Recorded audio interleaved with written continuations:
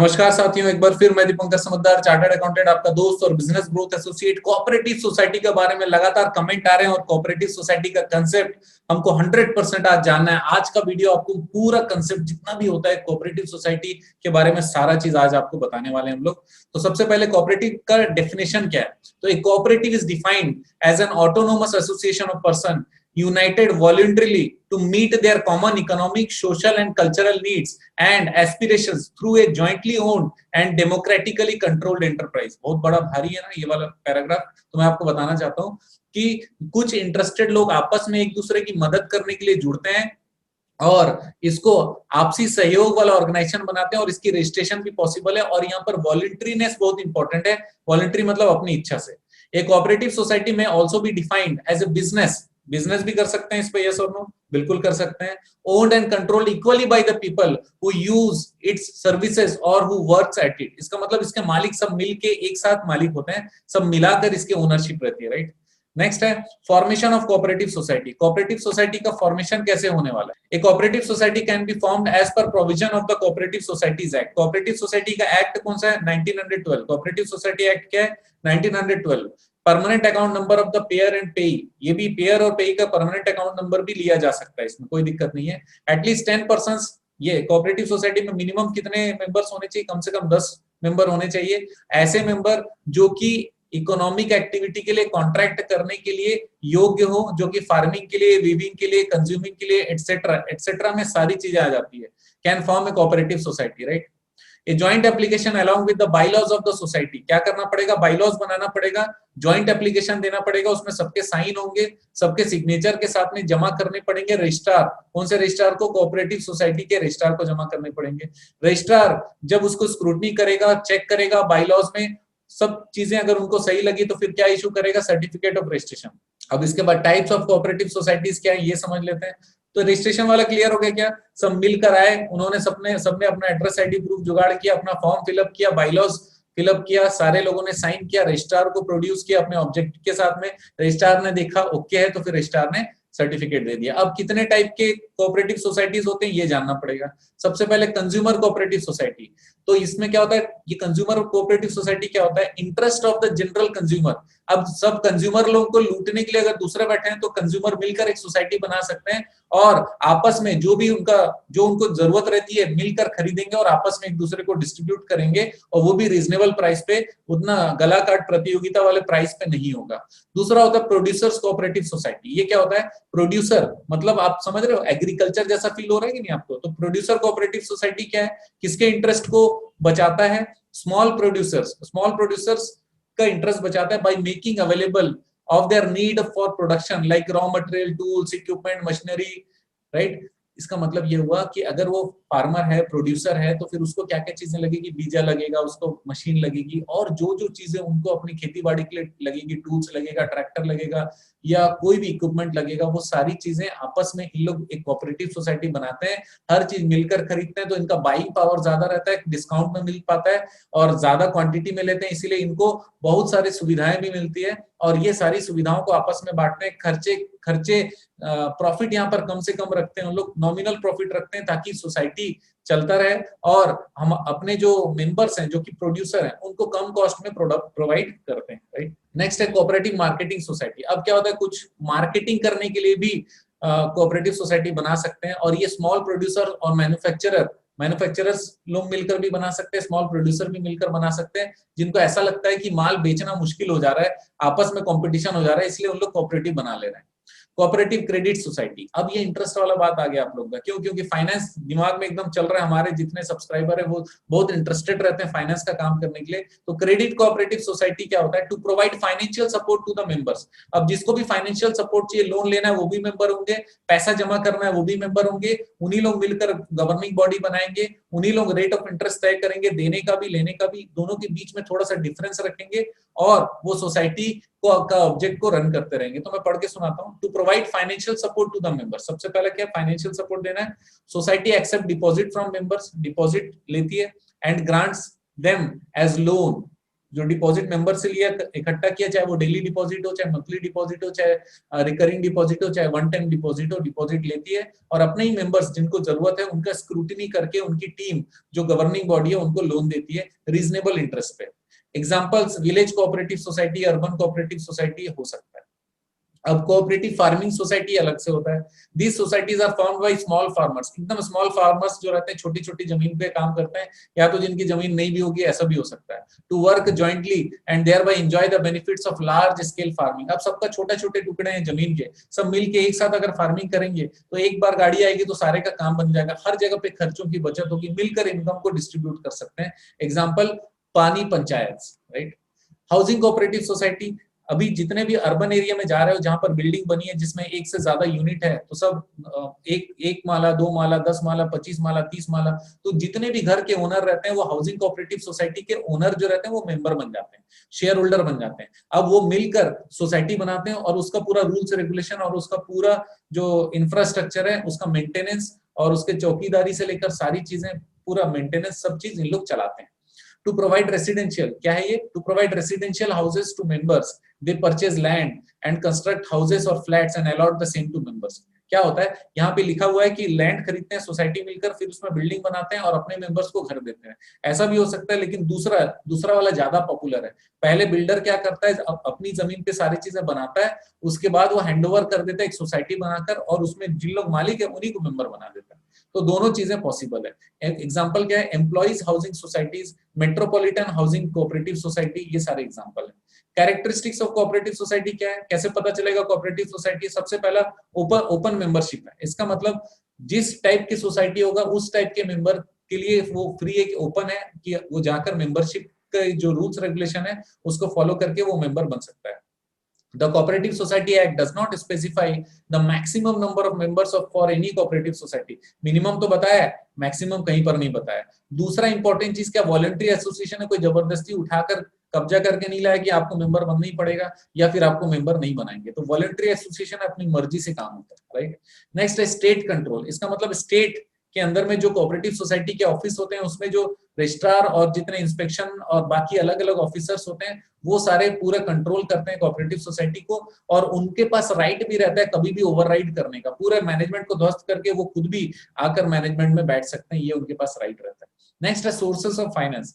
ये cooperative society में sources of finance उसके मेंबर्स ही होते हैं। मेंबर्स आपस में कलेक्शन करते हैं, उसके बाद सोसाइटी के जो ऑब्जेक्ट्स हैं उसके लिए वो यूज करते हैं। पांचवा चीज है डेमोक्रेटिक मैनेजमेंट। इसका मतलब यहाँ पर भी इलेक्शन होता है, यहाँ पर भी चूज करते हैं, यहाँ पे भी वोटिंग होती है, किसको रखना है किसको नहीं रखना है आपस में डिसाइड करते हैं। फिर जो बनते हैं, जो मेंबर्स बनते हैं, जो हेड बनते हैं, गवर्निंग बॉडी बनते हैं, चाहे वो प्रेसिडेंट बने, सेक्रेटरी बने, ट्रेजरर बने या कोई भी पोस्ट ले, तो वो उस पोस्ट की गरिमा को देखते हुए, जरूरत को देखते हुए काम करता है। इसीलिए डेमोक्रेटिक है क्योंकि यहाँ पर चूज करने का अधिकार दिया जाता है। नेक्स्ट है, ये फायदे के लिए नहीं किया जाता, सर्विस मोटिव के लिए किया जाता है। तो यहाँ पर फायदा नहीं है, उस ऑर्गेनाइजेशन को, उस सोसाइटी को इसलिए चलाना है ताकि उसके पर्पस, उसका जो उद्देश्य है वो पूरा हो सके, राइट। सेपरेट लीगल एंटिटी, ये अलग से इसका रजिस्ट्रेशन होता है, इसका अलग से रिटर्न फाइलिंग होता है, इसका अलग से सारी चीजें होती है, इसी कारण से इसका लीगल एंटिटी अलग है। डिस्ट्रीब्यूशन ऑफ सरप्लस, कभी अगर ऐसा हो जाता है कि पैसे बच जाते हैं, जो हमने कलेक्शन किया और जो खर्चा किया बीच में डिफरेंस में कुछ पैसे बच जाते हैं, तो वो पैसे को वापस से आप मेंबर में बांट सकते हो या फिर उसको आगे के लिए यूज कर सकते हो, आपकी मर्जी है।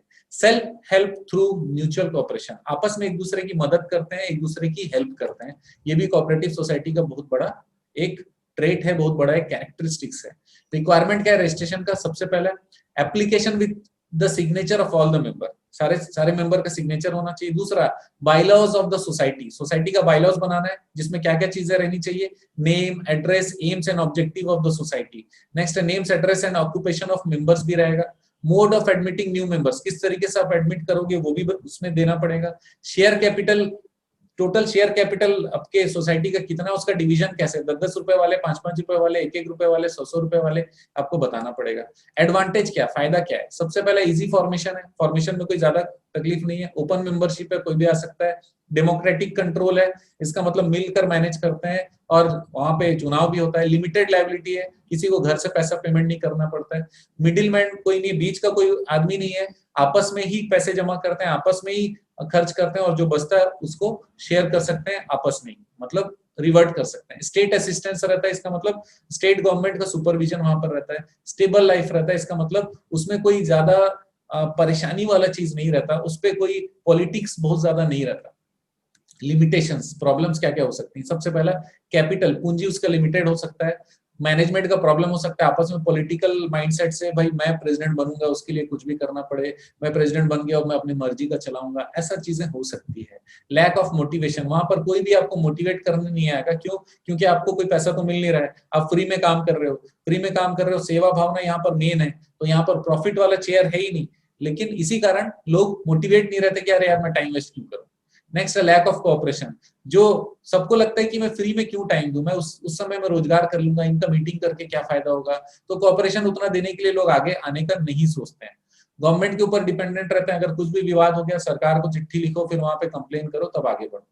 अब रजिस्ट्रार जो रहते हैं कोऑपरेटिव सोसाइटी के, उनका क्या रोल रहता है? सबसे पहला, right from the registration of a cooperative society till the cancellation of registration से लेके कैंसिलेशन तक हर चीज में जो रजिस्ट्रार है उसका 100% पावर रहता है, असिस्टेंस रहता है, गाइडेंस रहता है और उनका मॉनिटरिंग भी रहता है। मेन फंक्शन क्या है रजिस्ट्रार का? रजिस्ट्रेशन करना। दूसरा, कोई बायलॉज में अमेंडमेंट करना है तो वो कर सकते हैं। अगर एक से ज्यादा सोसाइटी को जोड़ना है, अमलगमेट करना है तो अमलगमेशन कर सकते हैं। एक सोसाइटी को, बहुत बड़ा सोसाइटी, उसको डिवाइड कर सकते हो, उसको रीऑर्गेनाइज कर सकते हो। इंश्योर टाइमली इलेक्शन, समय समय पर इलेक्शन को अगर आप करना है, इस चीज को भी इंश्योर करने के लिए स्टेट की अथॉरिटी है, कोऑपरेटिव सोसाइटी ऑफिस वाले, इन लोग हेल्प कर सकते हैं। Right, ensure proper investment of funds by cooperative societies, proper investment of fund को इंश्योर करते हैं कि पैसे का कहीं गलत उपयोग नहीं होना चाहिए, अदरवाइज जिसने गलत उपयोग किया ऐसा प्रूफ हो गया तो उसको दिक्कत हो जाएगी। Ensure proper investment of fund by cooperative society, investment अगर कहीं कर रहे हैं तो उसका सही इन्वेस्टमेंट हो रहा है कि वो भी चेक होगा। ऑडिट भी कंडक्ट करते हैं, इंस्पेक्शन भी करते हैं, अगर कुछ कंप्लेन आ गई तो भी इंक्वायरी कर सकते हैं, मर्जी हुआ तो भी इंक्वायरी कर सकते हैं। डिस्प्यूट्स अगर कुछ हो गया उसको सेटल करने का राइट भी रजिस्ट्रार को रहता है। वाइंडिंग अप करने का या कैंसिलेशन ऑफ रजिस्ट्रेशन का राइट रजिस्ट्रार को रहता है। कितना ज्यादा पावर है, right. Issue instruction for the promotion of business of different types, instruction दे सकता है कि अलग अलग टाइप के बिजनेस का प्रमोशन किया जा सकता है। To approve proposal for enrolment, enrolment का प्रपोजल को अप्रूव कर सकते हैं, रेजिग्नेशन को अप्रूव कर सकते हैं, सेसेशन ऑफ मेंबरशिप को भी अप्रूव कर सकते हैं हाउसिंग कोऑपरेटिव में, राइट। अब societies to which the act applies, कौन सा सोसाइटीज पे एक्ट अप्लाई होता है? चैरिटेबल सोसाइटीज पे सोसाइटी एक्ट आता है। मिलिट्री ऑर्फन फंड्स या societies established for promotion of science, literature और fine arts, right. Societies established for maintenance of libraries, library maintenance के लिए, और रीडिंग रूम्स और general public. Societies established for public museums and galleries for paintings और other work, right. Multi state cooperative society, देखिए ये जितने भी societies है ना, वो सारे सोसाइटीज में आपको मदद चाहिए तो हम लोग बैठे हुए हैं, इसीलिए ध्यान से समझिएगा। मल्टी स्टेट कोऑपरेटिव सोसाइटी क्या है? The object of the act serving the interest of members in more than one state. Object क्या है? एक से ज्यादा स्टेट में multi state cooperative society work करना चाहता है और फैसिलिटी प्रोवाइड करना चाहता है। Multi state cooperative society can be formed under multi state cooperative societies act. Multi state cooperative society बनाना है तो उसके लिए एक्ट कौन सा होगा? Multi state cooperative societies act होगा। Multi state cooperative societies act 2002 has received president assent, इसका मतलब प्रेसिडेंट का उसको एसेंट मिल चुका है और ओके कर चुके हैं। The act will supersede 1984 act, 1984 का जो मल्टी स्टेट एक्ट था उसको सुपरसीड करता है। Under the act, there will be central registrar overseeing and regulating multi-state cooperative societies. Delhi में सेंट्रल रजिस्ट्रार है जहां से ये जितने भी मल्टी स्टेट कोऑपरेटिव सोसाइटीज के एक्टिविटीज है उसको कंट्रोल करती है। अब duties, rights and liabilities of members क्या क्या है? सबसे पहले ड्यूटी ऑफ द मेंबर क्या है? It is the duty of the member of multi state cooperative society to promote and protect interest and object of the society. मतलब जो interest है, जिस कारण से सोसाइटी बना है और जो कारण है, जो ऑब्जेक्ट्स हैं, उसको पूरा करना। दूसरा, वोटिंग करने का उनके पास पावर है। तीसरा, मैनेजमेंट करना है सोसाइटी का। मैनेजमेंट करने के बीच में इलेक्शन भी आ सकता है, काम करना भी आ सकता है, सारा प्रोसेस आ सकता है। Chairperson, president of the society. अगर a multi state cooperative society can have chairperson, उसमें चेयरपर्सन भी हो सकते हैं जिसको प्रेसिडेंट भी बोला जा सकता है, वाइस चेयरपर्सन भी हो सकता है, वाइस प्रेसिडेंट भी बोला जा सकता है। A person who is minister in central और state government can not be elected to the post. कोई मिनिस्टर को यहाँ पर नहीं ला सकते कभी भी मल्टी स्टेट के चेयरपर्सन के लिए, right. A person can be elected as chairperson president only for 2 consecutive terms. पहला तो ये कि कोई मिनिस्टर को नहीं रख सकते, दूसरा जिसको भी रख रहे हो 2 टर्म मतलब दो काल, दो समय, जैसे मान लीजिए 3 साल के अंदर आपका इलेक्शन होना है या 5 साल के अंदर इलेक्शन होना है, जो भी एक्ट है, तो उतने साल 2 ही बार हो सकता है, 2 टर्म से ज्यादा नहीं हो सकता। सोसाइटी का ऑफिस बियरर कौन है? सबसे पहला election of directors, powers and functions of board, chief executive, privileges of multi state cooperative society, winding up of society, winding up करना ये भी इसमें आता है, right. While a cooperative society is treated under the Income Tax Act 1961 as an SSE, cooperative society अलग से एक SSE है, right?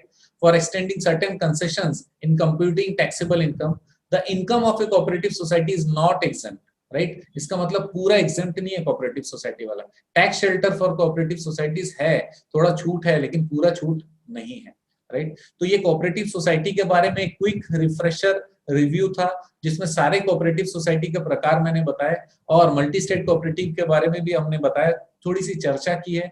अब इसमें आप लोगों के काम का कौन कौन सा आप जरूर कमेंट कर सकते हो, और आप जानते हैं मेरा मिशन है हमेशा आप लोगों की मदद करना, तो बने रहेगा मेरे साथ। आपका दिन जबरदस्त और शुभ।